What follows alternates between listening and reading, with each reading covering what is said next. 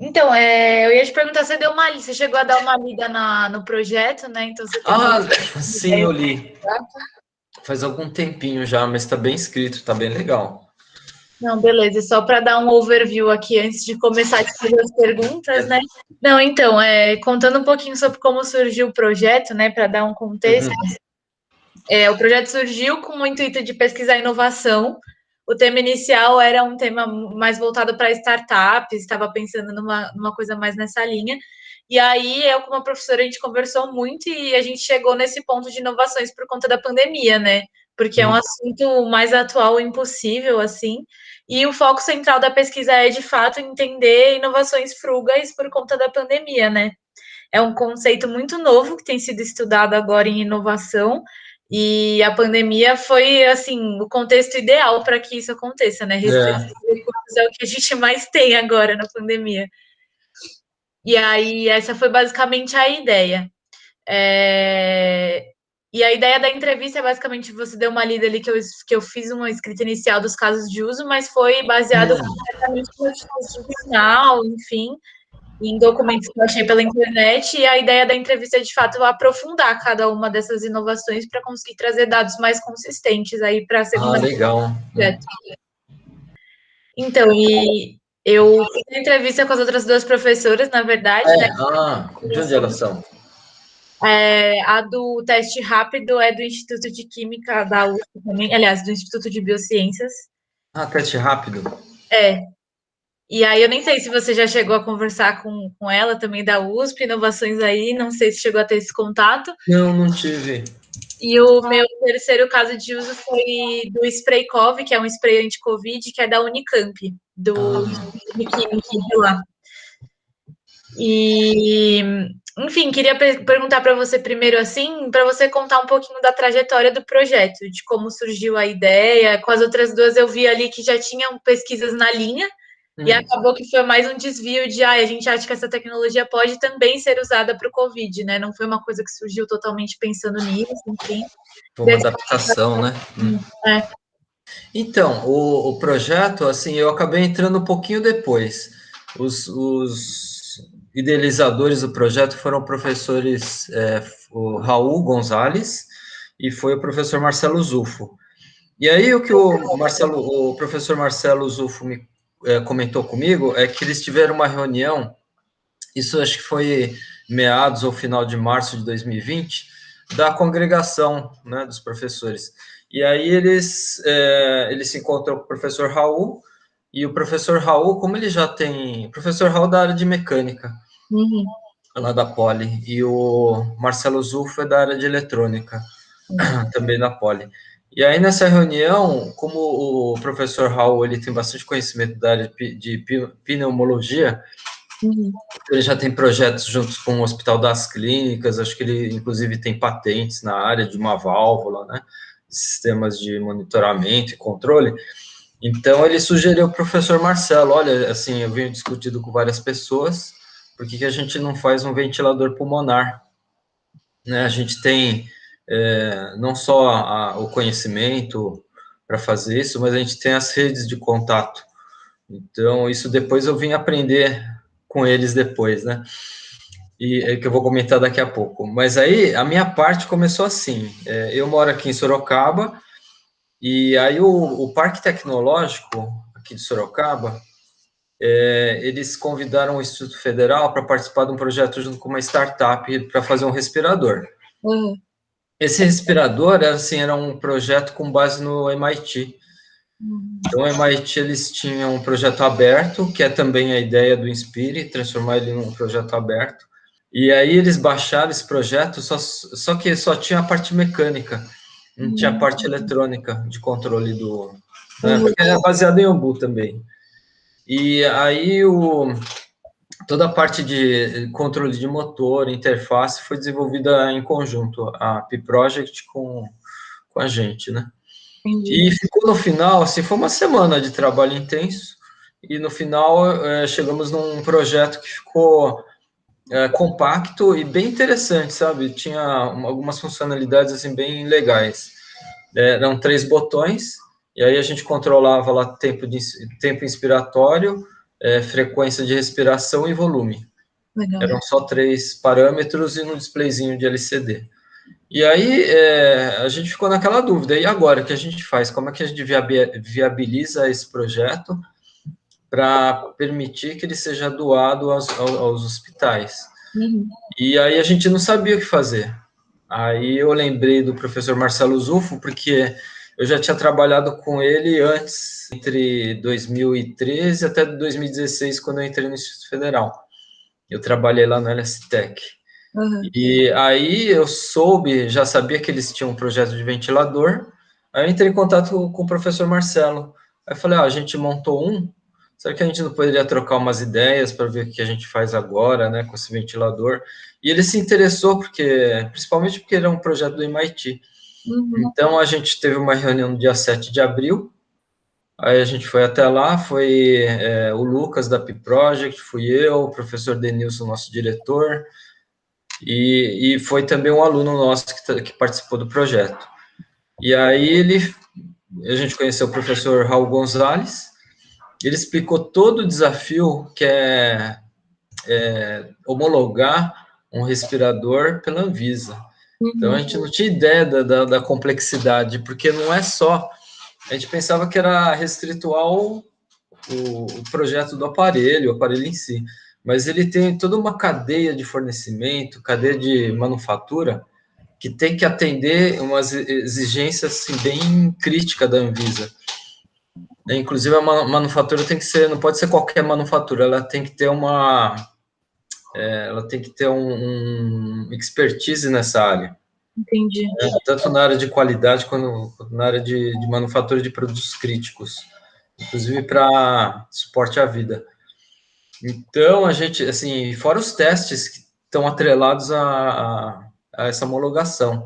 Então, o produto tem que passar por teste em animais, tem que passar por teste em humanos, tem que fazer um projeto de pesquisa envolvendo o comitê de ética. Então, é um processo, assim, bem complexo mesmo. Uhum. Então, o professor Marcelo falou assim para a gente, por que a gente não junta esforços para homologar um aparelho em vez de ter duas frentes? Então, a partir daí, a gente ingressou no projeto. Entendi. Então, a gente começou lá para o dia 7 de abril, aí a gente participou do primeiro desenvolvimento da interface, porque uma coisa que a gente tinha, que o Inspire não tinha na época, era ele funcionar sozinho. Então, ele tinha uma interfacezinha lá para o usuário e ele funcionava sozinho, esse do MIT. Agora, o Inspire, naquele momento, ainda não era um produto, um equipamento que funcionava sozinho, ele precisa de um computador do lado. Tá. Então, ele rodava um software no computador e controlava o sistema. Uhum. Então, o objetivo nosso foi criar uma interface e fazer um equipamento que trabalhasse sozinho. Então, o professor Marcelo já tinha até pesquisado a parte de display de 7 polegadas tipo touch para colocar lá, fazer interface gráfica, tudo. E a gente implementou a primeira versão com uma plataforma didática com Arduino.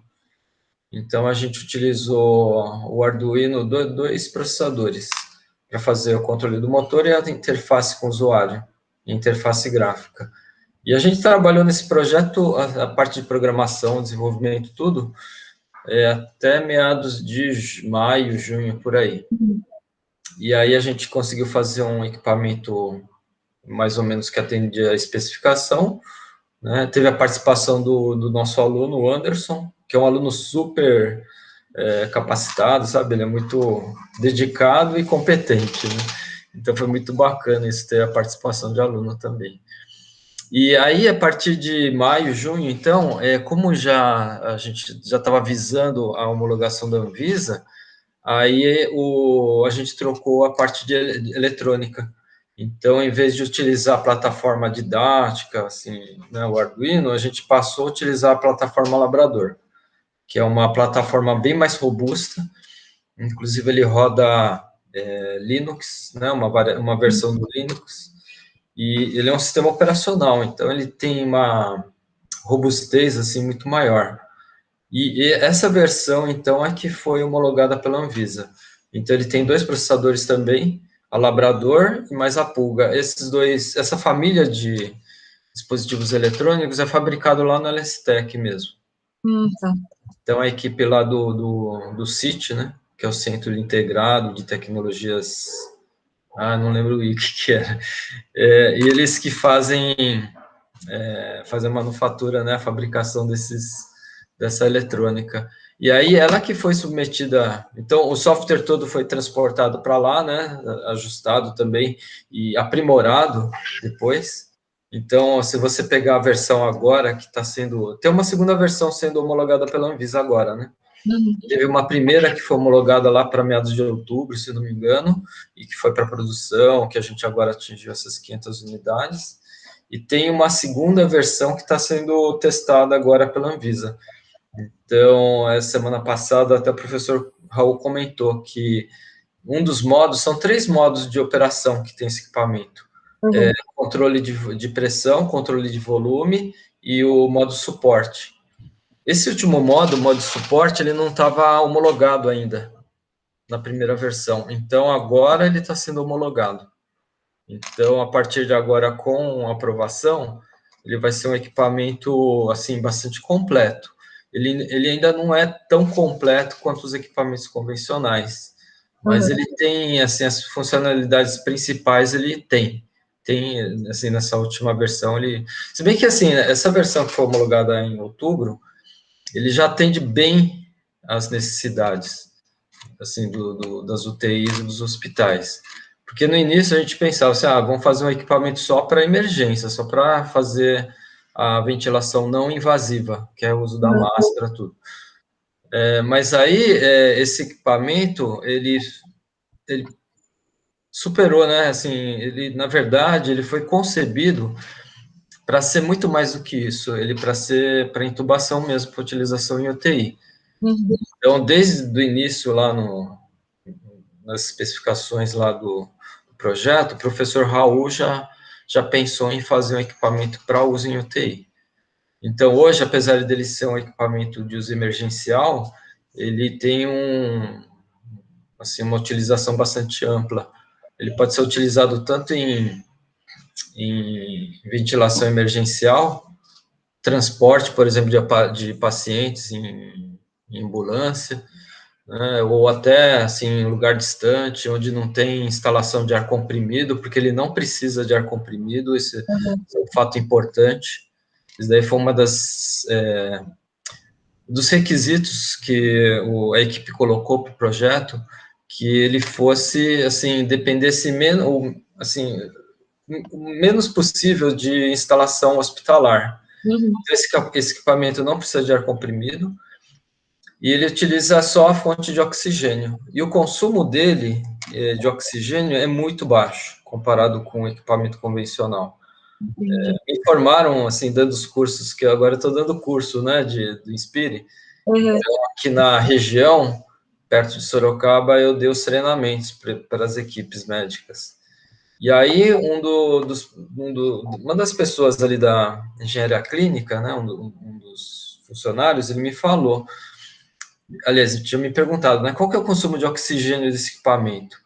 Eu falei assim, se a gente colocar no máximo 100%, com de 15 a 30 respirações por minuto, e cada respiração no máximo vai 1 litro, por exemplo, então 30 vezes 1 litro, 30 litros, né, isso por minuto, a 100% de oxigênio, então vai ser 30 litros por minuto de oxigênio no máximo, né, e assim, isso daí é uma condição, assim, bem...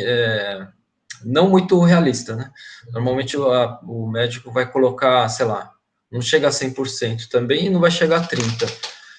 Então, sei lá, vai chegar a 70% de oxigênio, 80%, e vai deixar em 15 a 20 respirações, né? Então, sei lá, de 30 vai cair para metade, 15 por litro, né? 15 litros por minuto. Aí ele me falou que uma especificação de ventilador convencional é 60. Eu falei, nossa, é muito mais, né? E ele ficou bastante contente com esse número. Ele falou, nossa, assim, o consumo vai cair muito se a gente utilizar esse respirador. Então, tem essas vantagens. Não precisa de instalação, não precisa de ar comprimido, não, o consumo de oxigênio é muito baixo, E aí o professor Raul, ele até explicou uma outra vantagem do Ambu, né? O Ambu, ele tem um funcionamento complementar ao pulmão. Então, enquanto o Ambu na posição de sem força, ele fica totalmente cheio, nosso pulmão é o contrário, sem aplicar força, ele fica vazio. Então, ele trabalha exatamente no complemento, enquanto um infla, outro, né, Entendi. outro desinfla. Então, essa dinâmica fica muito mais suave para o paciente utilizar o respirador, e também fica muito mais simples a parte de modelamento e controle de todo o sistema. Então, tem essas vantagens, além de ser portátil, utiliza bateria, ele tem 2 horas de autonomia na bateria. Legal. Né? E todo o apoio da eletrônica. Assim, essa eletrônica que está no ventilador hoje, ele é baseado na Labrador, que a gente chama de single board computer. Ele é um computador numa única placa. Então, ela é uma placa pequena, né? Na verdade, a Labrador é uma placa do tamanho de um pente de memória de laptop, né? De computador, de notebook. Então, ele é pequenininho. E aí, ele é montado em cima de uma baseboard, uma placa base. Então, nessa placa base, que tem todas as interfaces com sensor, com né, USB, Ethernet, tem tudo, HDMI. Então, essa placa Labrador, ela tem toda a conectividade necessária para um sensor remoto. Sabe o conceito de IoT, Indústria 4.0? Então, está tudo integrado nessas placas. Entendi. E ele tem 2 ainda, tem a Labrador e do lado dele tem a Pulga. A Pulga faz toda a parte de sensoriamento, medição de pressões, e faz o controle do motor. E aí a Labrador comunica com ela e manda os parâmetros de ventilação para ela. E ela, como assim, ela trabalha no nível mais alto, então ela faz toda a interface de comunicação. Então ele tem Wi-Fi, tem Bluetooth, tem tecnologia LoRa, que é um rádio de longa distância. Então ele consegue mandar parâmetros a uma distância bem alta, né, bem grande, até 150 quilômetros. É claro que assim a gente não chegou a fazer experiências de comunicação com LoRa para o Inspire, mas ele tem uma capacidade de chegar pelo menos a uns 20 quilômetros, acho que ele consegue tranquilamente. Então, em São Paulo, por exemplo, que já tem uma rede de antenas LoRa, então, no caso de uma falha de comunicação via Wi-Fi, então ele ainda consegue se comunicar via essa rede LoRa, né, por toda a cidade. E a ideia de utilizar essa troca de informações é você utilizar uma inteligência artificial, e aí você coleta esses dados que ele vai mandar na nuvem, né, de parametrização e tudo, e aí você consegue, com essa rede neural, ou rede de inteligência artificial, determinar quais são os parâmetros ideais para um determinado perfil de paciente. Entendi. Digamos, você tem um paciente com tantos quilos, com tantas comorbidades, com tanto de comprometimento pulmonar, e aí você coloca uma parametrização, um tanto de frequência, um tanto de oxigênio, um tanto de pressão de patamar, e aí ele consegue determinar, com essa série de dados, qual que é a melhor parametrização para um determinado paciente. Essa é a ideia futura desse equipamento. Inclusive, localização de GPS ele tem também, então você consegue até localizar, né, coletar dados ambientais também, temperatura, umidade, né, de repente tudo isso você consegue correlacionar com o tratamento, né, o ideal para o paciente. Nossa, é muita coisa, socorro, incrível. É muita coisa, Então, eu aprendi, assim, para mim foi uma experiência sensacional, sabe? Só de aprender como é que funciona toda a física, né, de um ventilador, entender como que ele funciona, quais são os processos envolvidos, toda a parte de homologação da Anvisa também. Né? E toda essa rede de auxílio também foi muito bacana entender como é que eles organizaram, porque tem isso daí também, né? A administração do projeto foi muito bem feita. Então, se criou uma rede de voluntários. Então, é importante ressaltar que todo mundo que trabalha nesse projeto é voluntário. Uhum. Inclusive, tem empresas doando recurso financeiro, né, na forma de recurso, e tem empresas que estão doando na forma de trabalho.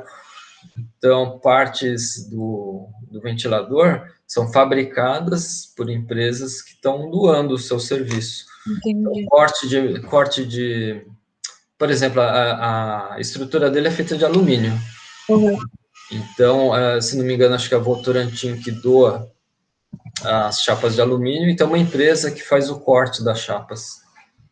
E Uhum. aí já manda para a Marinha, então a Marinha que está fabricando o ventilador, eles que recebem todo esse material, faz a administração de materiais, né, junto com o professor Dario, o professor Dario que é o que administra essa rede de colaboração. Tem a associação dos alunos, dos ex-alunos da Escola Politécnica também. Então, o professor Dario, que é um dos diretores da associação, ele que organiza essa rede junto com a associação dos ex-alunos para ter contato com essas empresas. Agora tem uma empresa também que está ajudando a fazer os chicotes. Os chicotes são os cabos de fiação que ligam os chicotes, a gente chama de chicote elétrico, mas são os cabos que ligam os módulos, né, e os sensores. Então, tem uma empresa também já fazendo isso, não estão cobrando nada. Incrível. É bem legal essa colaboração. E está tendo também, né? Se você olhar lá no site do Inspire, é www.poli.usp.br/Inspire. Então lá tem todo, acho que você deve ter já conhecer, né? Esse site. Então lá tem, se não me engano, ainda está aberto o link lá para doação. Tem todo o histórico do projeto também. Tem inclusive a nossa reunião do dia 7 de abril, É? aquela primeira você procurar, tem lá. Ai, vou dar uma olhada depois. É. E A apresentação quem faz lá é o Marcelo e o Lucas da Pi Project. então, eu queria perguntar, porque você começou a desenvolver uma primeira versão como startup, né? E aí, quando você trouxe essa ideia para os professores da USP, essa startup continua envolvida no projeto? Então, eu encontrei com ele recentemente, que a gente tem outros projetos aqui assim, envolvendo aluno, e ele estava junto. Perguntei para outras pessoas, parece que não foi para frente, Entendi. justamente por essas dificuldades, sabe, de ter toda essa rede de necessidades, né, de coisas necessárias para tornar esse projeto viável. Por exemplo, a parte de testes em animais e pessoas, isso daí você tem que ter um convênio com o hospital, tudo, tem que criar um projeto científico, né, de pesquisa, tem que envolver um comitê de ética, então envolve muita coisa. E aí, eu queria, acho que você já respondeu um pouco assim, mas saber os principais desafios para você foi esse processo, para você, para o grupo, foi esse processo de homologação, né? É. E fora, assim, os testes mesmo, um dos testes que foi bem difícil, que a gente teve que reprojetar bastante a parte de cabeamento, controle de motor, foi os testes do IPT, de Tá. compatibilidade eletromagnética. Isso daí também assim, é um teste bastante rigoroso. Isso daí demandou bastante reprojeto assim, de equipamento por causa dele. Proteção eletromagnética, esse tipo de coisa. Quanto tempo demorou esse processo, sabe me dizer? Tipo, desde quando vocês iniciaram de fato a fazer todos os testes até ser homologado? Assim, assim, tem várias partes que assim eu não tenho assim, eu ouvi falar, né? Por exemplo, a parte de teste em animais e humanos, o professor Raul ele que acompanhou bem de perto isso. Mas o teste em animais foi bem ali no início, sabe? Assim, quando eu entrei, ele já tinha feito os testes. Aliás, estavam fazendo naquela semana, se não me engano. Né? E o teste em humanos, ele começou mais ou menos em abril, e aí foi por um bom tempo. Inclusive, a homologação dessa segunda etapa essa segunda versão do Inspire foi feita, acho que em 40 pacientes. Então, tem uma quantidade mínima lá que você tem que testar, essa função nova, né? Uhum. Então, foi feito em 40 pacientes, agora o tempo, não sei dizer quanto que foi. A parte da Anvisa demorou um tempinho, viu? Eu diria que demorou acho, uns 3, 4 meses. Quem se envolveu bastante nessa parte da Anvisa foi tanto o professor Raul quanto o professor Marcelo Zufo. Marcelo, ele trabalha, né, assim, no projeto de forma bem intensa. Você vê ele lá, tá todo dia até tarde. Ele, inclusive, fez até design de produto. Que legal. Ele não fez só assim, a parte eletrônica, mas ele fez até aquela ideia de você... Se você olhar o Inspire hoje, ele é um pouco diferente daquelas primeiras versões. A gente fez 2 versões, assim, que foi utilizado em hospitais, mas, assim, em termos de versão de engenharia, a gente fez, acho que umas 5 versões diferentes. E essa última versão que está aí foi o Marcelo Zufo que fez, professor Marcelo, que é uma capa de policarbonato branca, que ela envolve, assim, então tem uma estrutura de alumínio, e aí tem uma capa de policarbonato branca que envolve, assim, ele faz né, assim, se você olhar o perfil da peça, né, então ele é uma chapa que foi dobrada, assim. Legal. É um U, mas ele tem um fechamento por baixo, assim. E ficou um visual bem limpo, um visual, assim, de equipamento de hospital. Se você olhar, assim, é um equipamento assim, de visual bem bacana. E ele é fácil, assim, de produzir, as peças são fáceis de montar, tudo. Então, é claro que tem algumas coisas que dá para melhorar, né? Tem muita coisa que você tem que usar porca e parafuso. Então, daí a gente não teve como fugir disso, né? Isso dificulta um pouco na hora de montar, mas, assim, ele utiliza peças e partes que você encontra aí no mercado, né? Peças e partes de prateleira. Então, essa é uma vantagem do Spire.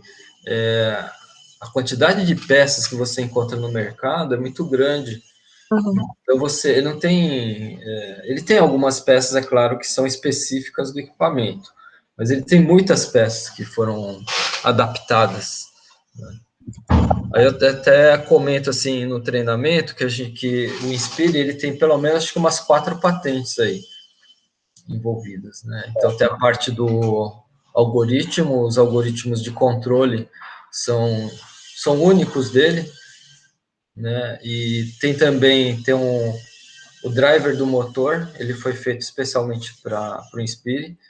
Se você, assim, indo lá na Marinha, um dia se você quiser conhecer lá, o driver, que é a eletrônica que aciona o motor, ele foi feito especialmente pela empresa para essa aplicação do Inspire. Ele está escrito atrás, assim, Inspire.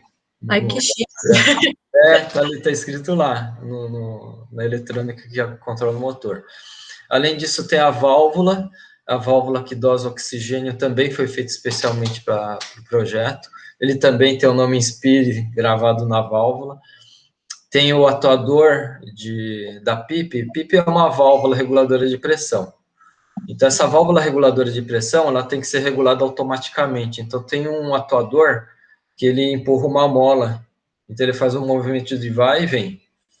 Esse atuador, ele foi adaptado de um controle de marcha lenta utilizado em carro. Então, ele foi feita a adaptação, e aí ele teve algumas alterações mecânicas para poder acomodar essa válvula PIP, que é uma válvula médica. Então, aí esse projeto, essa adaptação, também é exclusiva do ventilador, e tem lá também, o fabricante coloca lá, Inspire. E é o fabricante de autopeças que faz. Isso acaba... A válvula tem o atuador da PIP, tem os algoritmos e tem o driver do motor. Pelo menos 4, assim, itens exclusivos que é só dele. Isso acaba abrindo caminho para construir outras coisas, né? Tipo, essas próprias podem ser usadas em vários outros equipamentos. Todo esse conhecimento aí que a gente adquiriu, acho que vai ser importante para projetos futuros. Então, assim, o que eu acho interessante, talvez até o professor Marcelo deve ter essa ideia, né, de construir outros equipamentos também da área médica. Uhum. O que a gente identificou, isso conversando até com o pessoal da área médica mesmo, é que os equipamentos são muito caros. Sim. Você pega, por exemplo, um ventilador, custa na ordem de 100, 200 mil reais. Então, o Inspire, você tem uma ideia, ele custa 5 mil, né, por volta de 5 mil custo de materiais. Né? Uhum. Mas, assim, ele, como tem toda essa rede de voluntários e doações e tudo, ele está sendo utilizado ou transferido para os hospitais sem custo. Então, estão todos sendo doados. Né? E, assim, conversando com os médicos, a gente viu que, por exemplo, o equipamento de ultrassom é caríssimo. Né? Até um outro médico comentou que pinças que ele utiliza em cirurgia ou até para fazer curativo, esse tipo de coisa, Uhum. é tudo importado. Né? E a pessoal tem Luva, de ser necessário, né? Às vezes é uma coisa tão simples assim, de ser às vezes tem coisas daqui. simples, Então, luva, avental, até isso o pessoal importa. Nossa. Então a dependência nessas áreas é tão grande. Então, agora que a gente aprendeu como é que funciona, assim, homologa o equipamento, como é que até o que está envolvido na fabricação de equipamento desses, acho que isso dá para a gente a possibilidade de fazer outras coisas também. Então, acho que isso daí faz parte daí dos planos do professor Raul e do Marcelo também. Vamos ver se a gente participa também, né? Com certeza. A gente participar. E queria te fazer uma pergunta de um lado mais conceitual agora em relação à inovação frugal, né? Que basicamente a inovação frugal tem três pilares, né? Econômico, social e ambiental. E aí, quando eu li sobre o caso de vocês, os pilares econômicos e sociais acabam ficando bem destacados, né?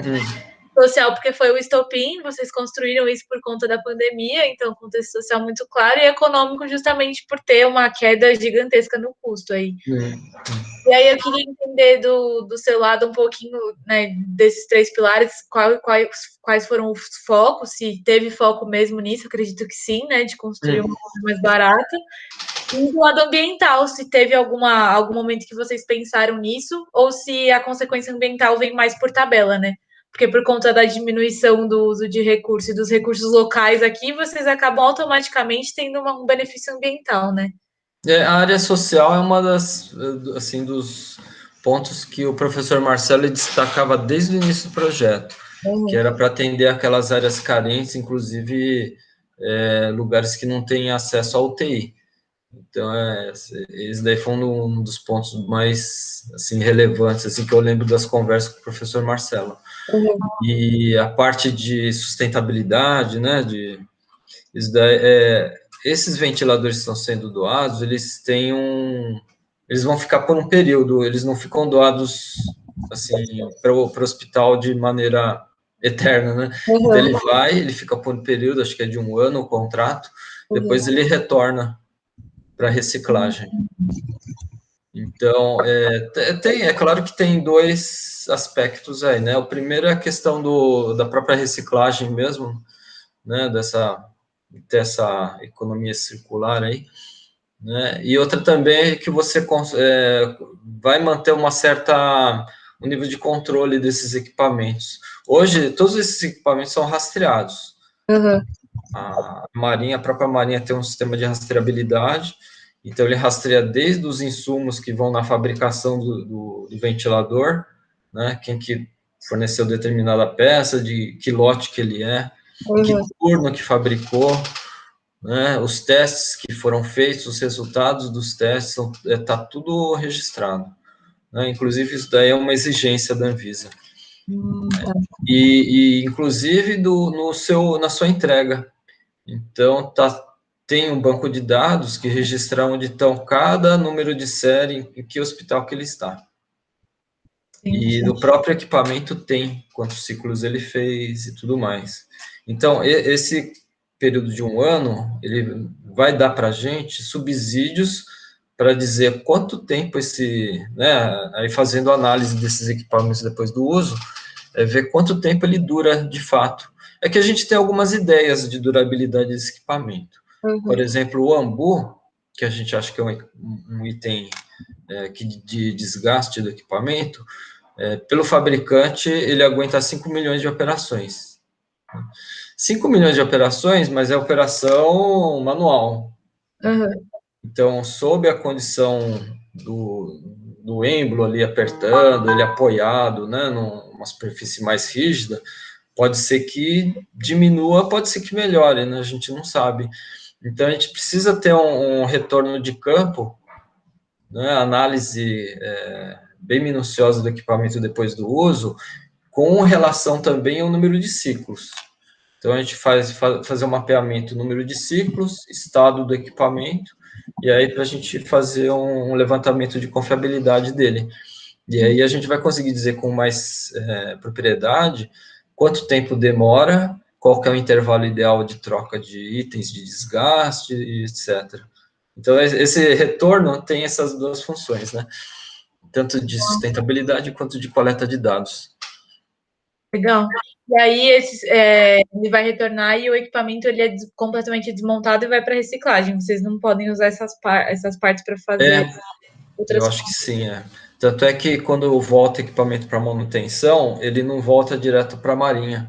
Ele primeiro vai para uma área de esterilização, né? Tem todo cuidado lá por causa de possível contaminação.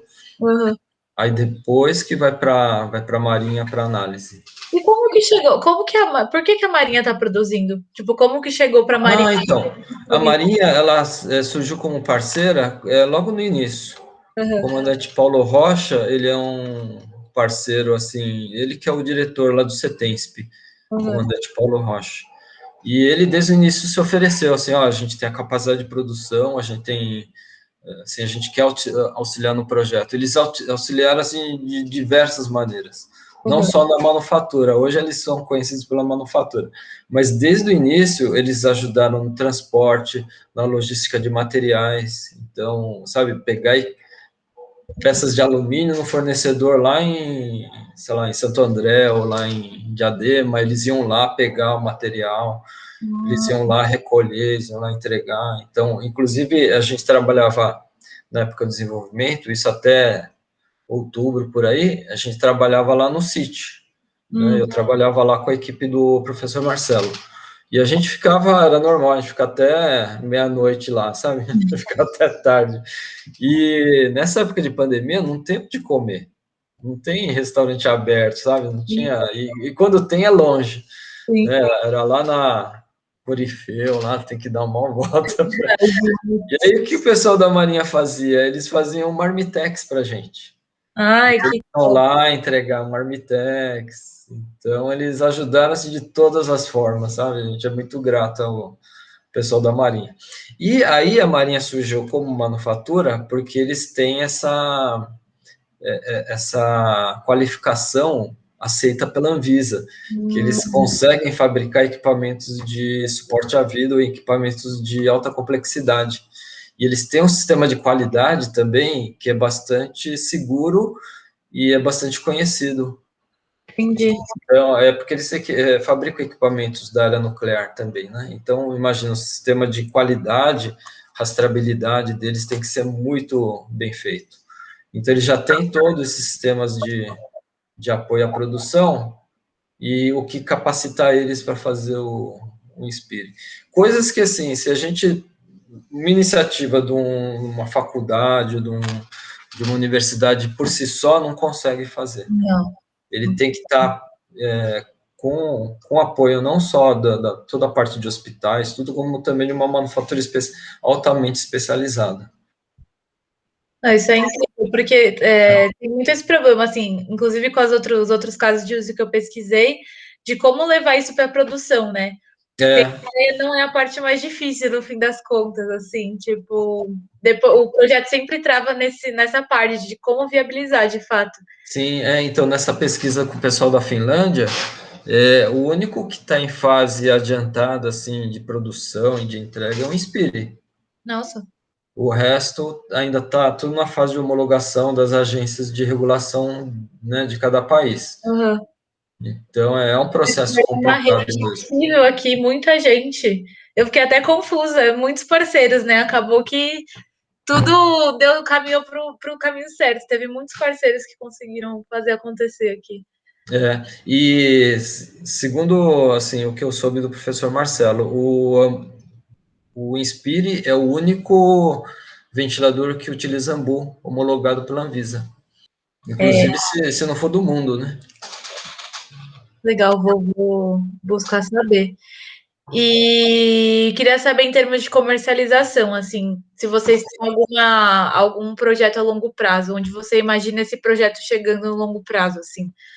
A ideia dos coordenadores, né, do professor Marcelo, é transformar o Inspire em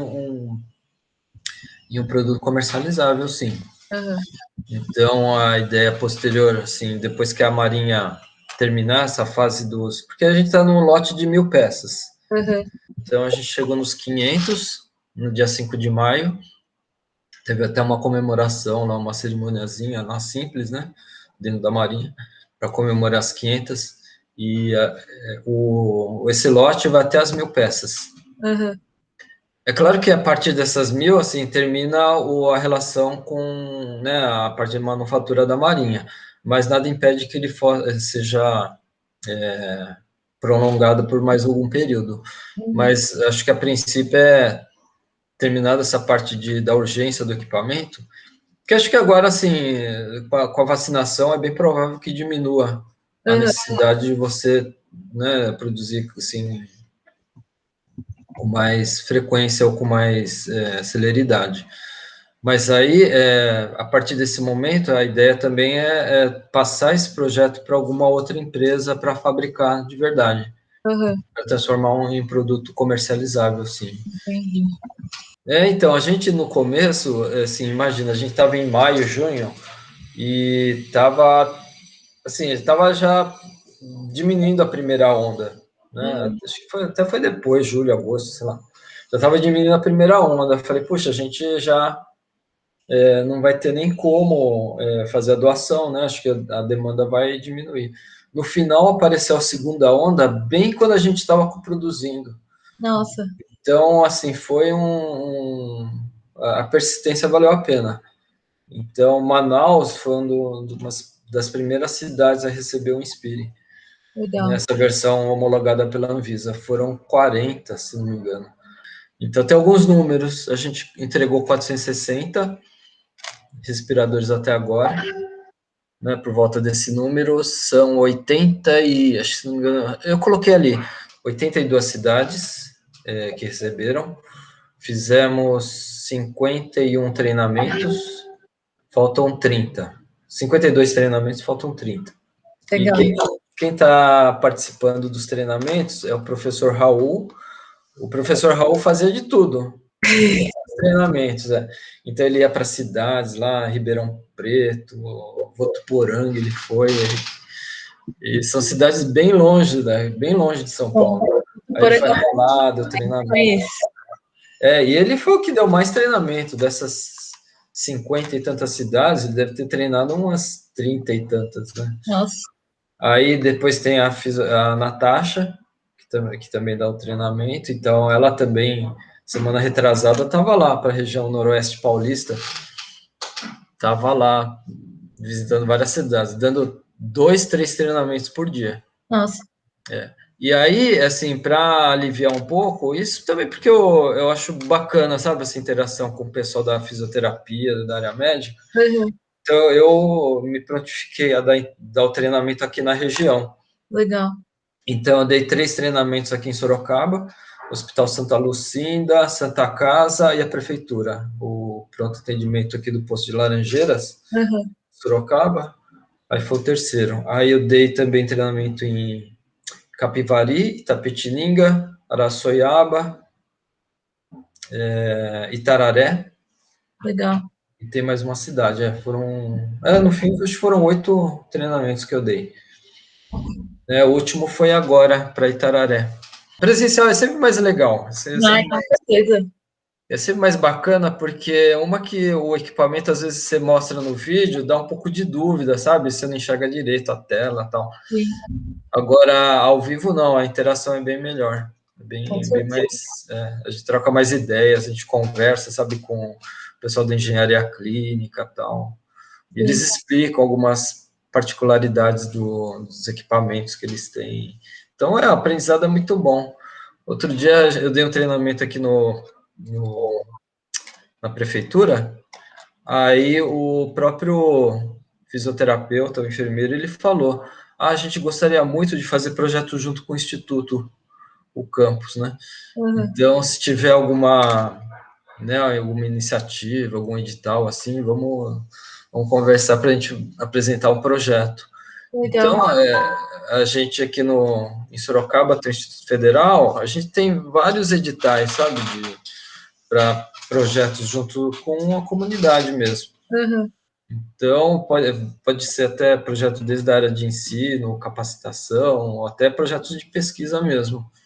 Acabou gerando mais contato. Então, essa rede de contatos que a gente acaba criando é muito rica. É muito bom mesmo. Muito legal. Eu estava conversando, eu tive a apresentação parcial do meu projeto esses dias, né? E o meu professor estava comentando o quanto a rede de contatos é a parte mais importante, assim. Sim, é essencial. Se for ver o Inspire, ele é todinho rede de contatos, quase. Então. Porque é tanta coisa, tantas disciplinas, né, que são envolvidas, que assim, uma entidade, sabe, um grupo só de pesquisa não consegue dar conta. Com certeza. Imagina, a parte médica de teste, a parte de IPT, de homologação, a parte de fabricação, a parte de fornecimento, a parte de logística. Nossa, é muito técnico ainda para equipamento médico, é uma coisa muito. Então, é muita frente que você tem que administrar. E aí, no fim, acabou ficando assim, tem uma parte, né, da coordenação. Tem o professor Raul, né, que é a parte mais de requisitos técnicos, a parte de especificação do equipamento, toda a parte, né, de treinamento, a parte técnica, assim, quem conhece tudo ali é o professor Raul. Aí tem a parte mais de engenharia, que é o professor Marcelo, e tem a parte de administração e logística e tudo, que é o professor Dario. Hoje eu estou mais na parte de manufatura, né? Assim, hoje a manufatura lá da Marinha, ela roda sozinha, ela roda muito bem, os caras já estão... Então, no começo tinha uma demanda muito grande, eu precisava ir muito lá, né? Aí com a experiência, agora eles já estão rodando 3 turnos, estão rodando praticamente assim, os problemas que aparecem, eles conseguem resolver lá tranquilo. Legal. Onde que é a Marinha? Que faz? Lá na USP, sabe ali o Hospital Universitário? Tá, é lá mesmo. O IPEM, tem um IPEM, né, o Instituto de Pesquisas Nucleares lá, é vizinho, Entendi. do mesmo lado da calçada. E só para completar aqui, em termos de financiamento, foi um conjunto de coisas, né? Você me falou que tem empresa que doa em forma de serviço. Tem alguma empresa, alguma instituição principal que bancou, assim, grande parte do projeto ou foi super pulverizado mesmo? Olha, quem pode dizer bem isso daí com propriedade, acho que é o professor Dario. Mas eu sei, assim, a Associação dos Ex-Alunos da Escola Politécnica, da qual ele faz parte, é uma entidade que participa desde o início. Legal. Justamente pela participação do professor Dario. Então, na forma de doação, na forma de rede de contatos. Então, tem várias empresas. Uma das empresas, por exemplo, que faz o corte da chapa e faz o acabamento, né, da chapa de alumínio, é de aluno, ex-aluno da Poli. A Ambev também faz peças impressas em 3D. Então, o legal, essa daqui é uma coisa legal que também fala muito em inovação frugal, né? Que existia muito da filosofia maker. E o Inspire, ele é muito da filosofia maker também. Então, tem muitas partes, inclusive na parte de produção, que ainda se utiliza a tecnologia aí de impressão 3D. No início, então, nem se fala. A gente fazia uma adaptação de um sensor, precisa adaptar um sensor num tubinho, não sei o que, tem que fixar, não sei onde. Então, as partes de fixação, as adaptações, tudo isso fazia impressão 3D. Legal. E, assim, tem máquinas de corte a laser, as máquinas de dobra de chapa. Então, inclusive, hoje, o que tem ali de equipamento maker sendo usado, tem as máquinas impressão 3D, as máquinas de corte, as dobradeiras. Legal. Então, a parte... quer ver? porque eu não tenho nenhuma peça aqui. Mas tem a fixação do... Tem as conexões da válvula de reguladora de pressão, ela é feita em impressão 3D, o apoio. Aí tem o apoio do ambu também, dos dois lados é feito em impressão 3D, a alça é feita em impressão 3D, a própria capa, né, ele tem aquela parte branca, né, que você vê assim, que tem o logo lá da Poli, da Marinha, aquela capa lá é de policarbonato, ela é cortada na máquina de corte a laser e dobrada na chapa, na dobradora de chapa, tudo isso lá no CIT, lá na USP. Legal. Acho que consegui tudo que eu precisava aqui, muita informação para ajudar. Muito obrigada pelo seu tempo, professor. Imagina, eu que agradeço. E eu fiz uma entrevista, só para complementar. Eles tinham pedido, o pessoal lá da Finlândia, eles falaram assim, não tem outras iniciativas, né, de ventilador aí no Brasil e tal. Aí eu identifiquei, além, é claro, daquela que eu participei, né, no início, lá daquela startup, tem também a de São Carlos. Uma das coisas que eu perguntei, assim, é com relação ao atendimento, sabe, fornecimento de peças, porque no início, a gente teve muita dificuldade em conseguir sensor de pressão. Sensor de pressão é o item que a gente precisa no ventilador, que ele tem 2 medidores de pressão, o equipamento. Um que mede a pressão do pulmão, então ele mede até, acho que 100 centímetros de coluna d'água, sabe? É uma pressão baixa. E tem o outro que mede a pressão do O2, então ele mede 4, 5 bar, até acho que 10 bar, né? Então é uma pressão bem mais alta. Sei lá, umas 10, acho que umas 40, 50 vezes mais alta. Então tem um medidor de pressão baixa e de pressão alta. Esses sensores aí não tinha no mercado. Entendi. Então é um negócio bem, assim, um negócio que assim impactou bastante o desenvolvimento. E impactou várias iniciativas de desenvolvimento justamente pela falta desses sensores. Isso lá em abril do ano passado. E uma coisa que foi assim até uma redução de custo importante para o Inspire é que nosso não tem medidor de vazão. Tá. Então a medição de volume que é feito, né, no gráfico aparece lá, né, a parte gráfica, o volume que ele está sendo mandado para o paciente. Essa medição de volume é em função do ambu e da posição do êmbolo.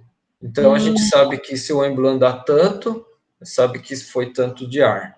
Um tanto mais foi um tanto de ar. Então, o cálculo ele é feito através de uma fórmula matemática, né, um modelo matemático, que está associado tanto ao êmbolo quanto ao ambu. Por isso que o ambu é específico.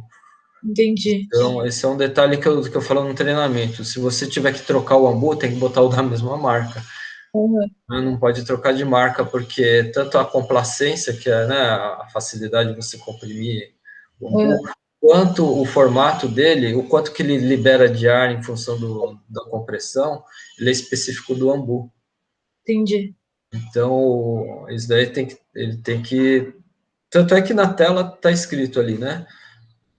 Utiliza o ambu da Moria, por exemplo. Entendi. Então, aquele ambu que está escrito isso, só pode usar o da Moria. Legal. Existem 2 ambus homologados, o outro é da Protec. Então, se utilizar o da Protec, tem que trocar o software, ou mudar a parametrização lá. E trota tudo. Então, isso daí foi uma redução de custo importante. Então, ele trabalha só com 2 sensores. Ele consegue, né, dar toda a informação de vazão, volume. Então, é um projeto que, assim, que é utilizado bem essa inteligência, assim, né, justamente para atingir essa parte do frugal, né? Com certeza. Nossa, incrível o projeto, parabéns. Tem muita coisa assim, que ele consegue fazer com pouco recurso. Sim, isso é incrível, é um case incrível para o meu trabalho, inclusive tem tudo a ver. Próprio controle da PIP, quem imaginava utilizar um atuador de marcha lenta de carro para fazer um atuador de marcha automático, atuador automático de pressão. Incrível. Então tem bastante ideias boas aí. Muito obrigada pelo seu tempo, professor, e bom dia e bom resto de semana.